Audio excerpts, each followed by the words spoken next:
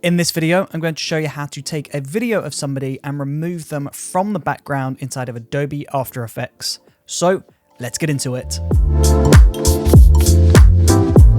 So we're inside of Adobe After Effects, and as you can see, we have our video ready. This is just a 1-second video. This is just me talking to the camera, and we want to remove the background.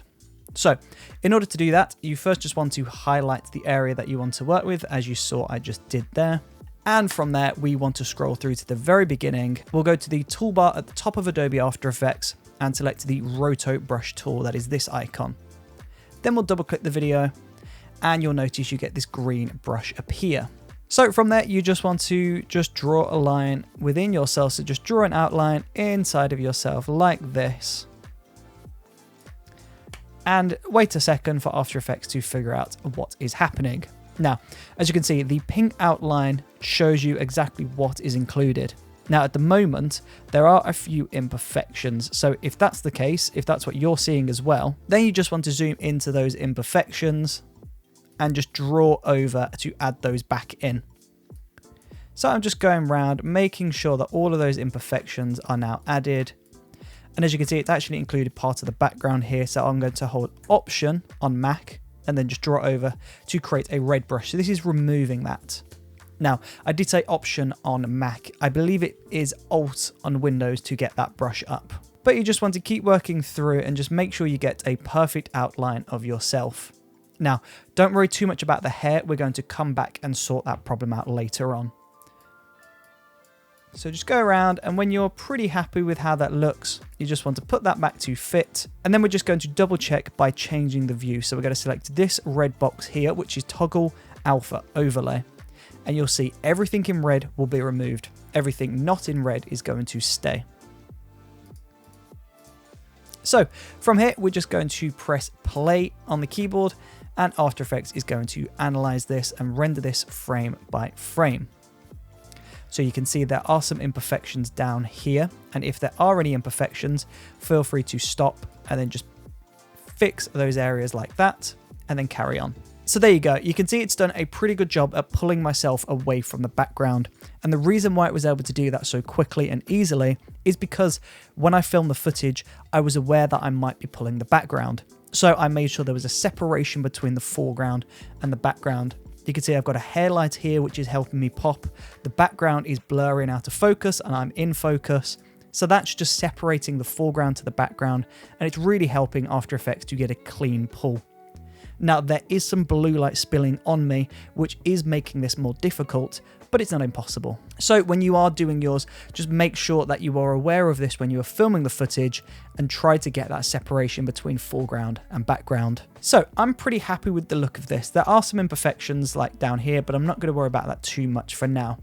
What I am going to focus on though is this hair, because if we look at the hair, you can see some of it is included, some of it is not. And it can be very difficult to include hair in a roto brush or when you're rotoscoping. So that is why we have the Refine Edge tool. So scroll through to the very beginning of your video, and then we are just going to draw an outline using the Refine Edge tool on your hairline. So make sure you include all of your hair. Make sure you include every single part of your hair that is close to that edge. So as you'll see, this is giving you a blue border, a blue outline, a blue overlay. And once you have deselected, you'll notice this turns black and white. So similar to before, what was red is going to be removed. What is black will now be removed. So the white is going to stay and the black will be removed. So let's zoom out to pinch, press space again, and let this render out. You can see this is a little bit slower than the standard roto brush. The Refine Edge tool is getting really detailed. It's really getting in there and taking its time to figure out exactly what is the subject and what is the background. So this will take longer than the first step, but this will clean this up so much for us. And there you go. The Refine Edge tool has finished, and you can see that is pretty successful. So let's go to our main composition and see what we have. Brilliant. If I toggle the transparency grid, you'll notice the subject is really clean. There's not really many artifacts or problems. The Refine Edge tool has done a brilliant job at getting the edges of the hair. If we zoom all the way in, you can see it's blended that pretty well.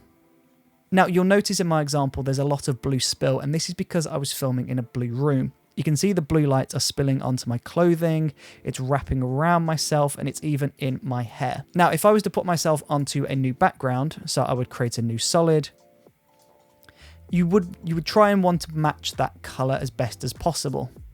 So let's go for a blue, we'll press OK, we'll drag that underneath, and now you can see that kind of makes sense. There's blue light spilling onto me because we're on a blue background. It makes sense. But if I was to not put myself on a blue background, and if I put myself against a green background, for example, all of a sudden there's no reason for that blue light to be on me. Because this is a green background, we should be seeing green light spilling onto me and not blue light. So it's always worth thinking about the lighting in the shot and figuring out what you plan on doing with the footage.